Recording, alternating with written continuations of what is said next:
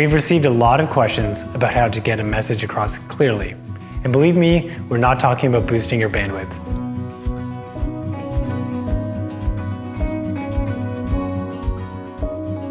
We at On the Dot like to frame the problem with the terms signal and noise.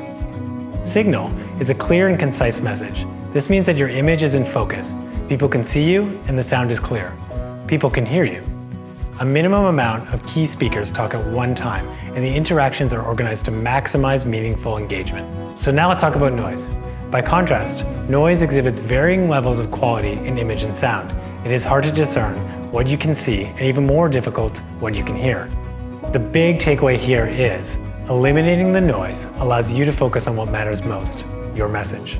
Each video conferencing platform has its own feature set. When it comes to quality, the old saying rings true. Garbage in equals garbage out.